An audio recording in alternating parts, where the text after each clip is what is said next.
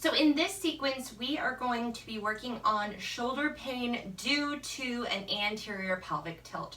So when you were doing your static back test, if you felt like you had an arch or quite a bit of an arch in the static back, then this is going to help release that arch so your shoulders don't have to roll forward. So when we get that anterior pelvic tilt arch, our shoulders actually come forward to compensate and take some pressure off our back. And that's why they're rounded then, and we get shoulder pain because they're out of alignment. So we are going to work to engage the pelvis and release the pelvis so your shoulders can fall back on top of your other load-bearing joints and relieve shoulder pain. So our first exercise is going to be static back. So grab your block, and we're going to lay with our legs up at 90 degrees for 5 minutes at least.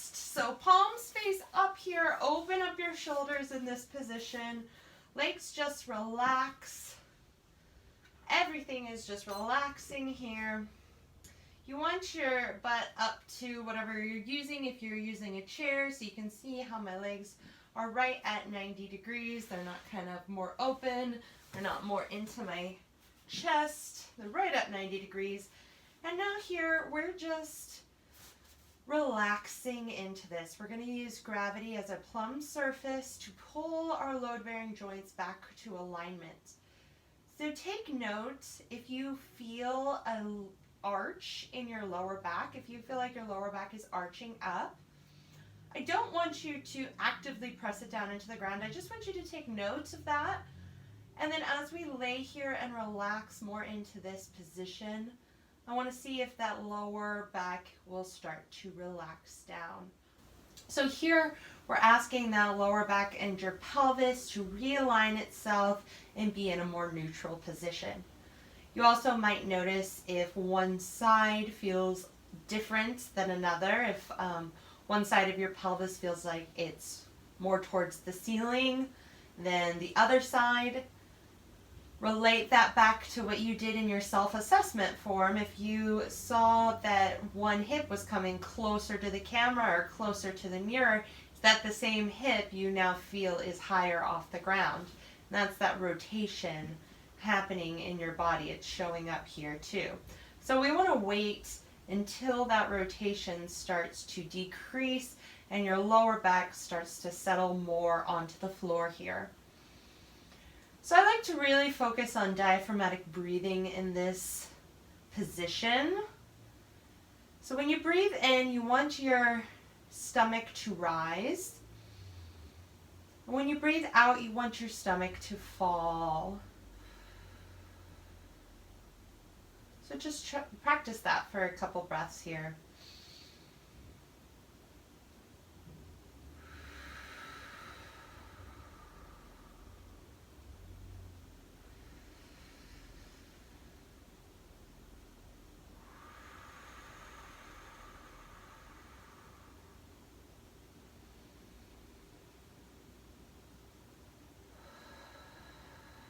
Note as you exhale if you start to relax into this position a little bit more, if it starts to feel like your lower back is falling into the ground a little bit better every time you exhale.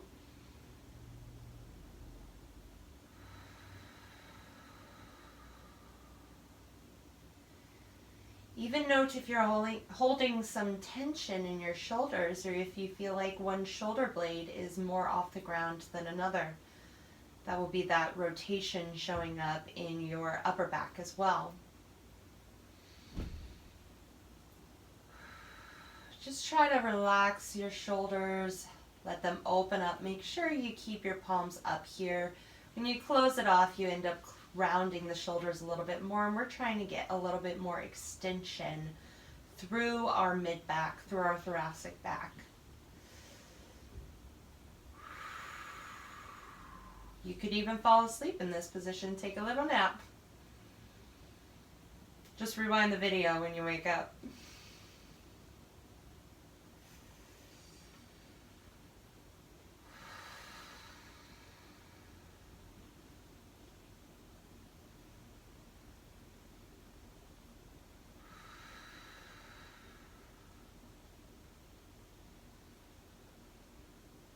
Keep working on that diaphragmatic breathing. If you do have trouble with that, you can go ahead and put your hands on your stomach to feel your stomach rise and fall.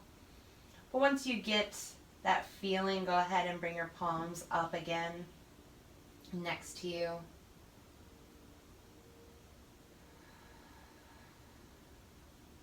Now, I normally recommend doing this exercise for 5 minutes at least.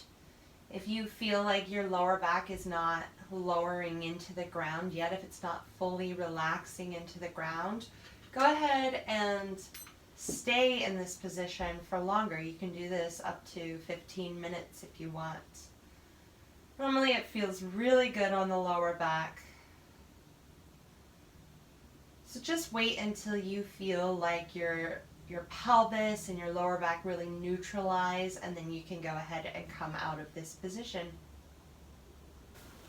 This next exercise is supine groin progressive. So if you have a tower, now is the time we use it. If you don't, I would suggest going and checking out my video on the tower, but I've brought the modification in here for you just so you can test it out without a tower.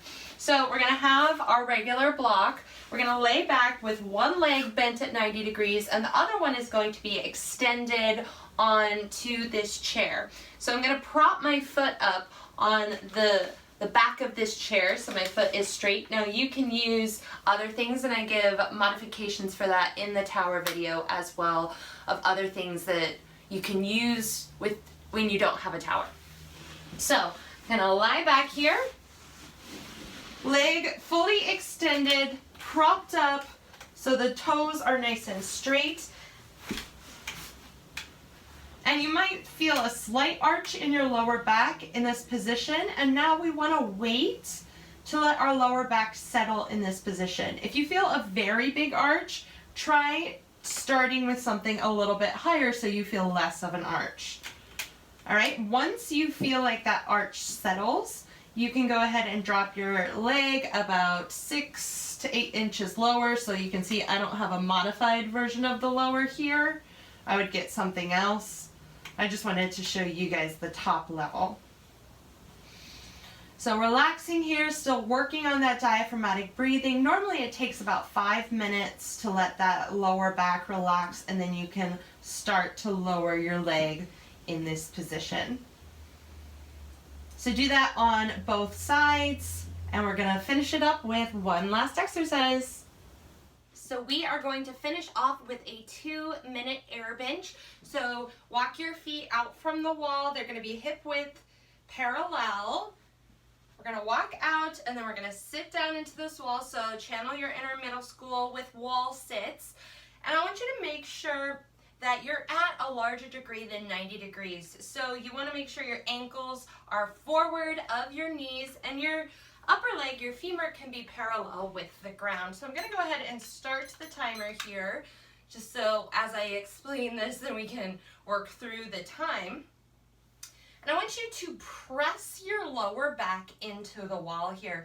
So if I was there with you and I tried to push my hand behind your back, there would be no space for me to push my hand there. So you are flush against the wall. Now, if your shoulders round off and your head round off, that's totally fine. I want you to make sure that that lower back and mid back are flush.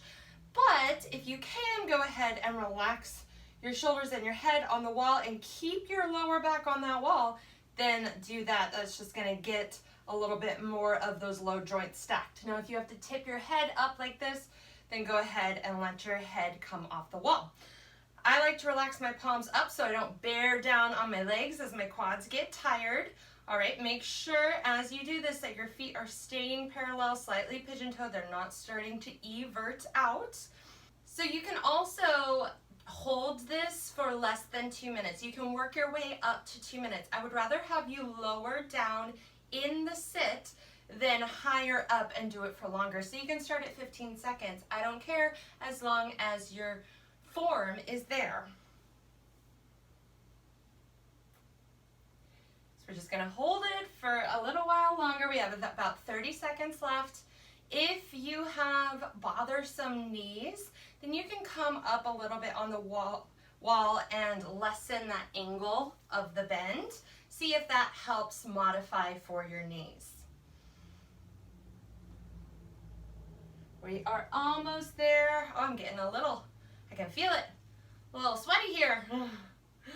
Feeling the burn. So to get off of this, I want you to put your hands behind you and push off from the wall.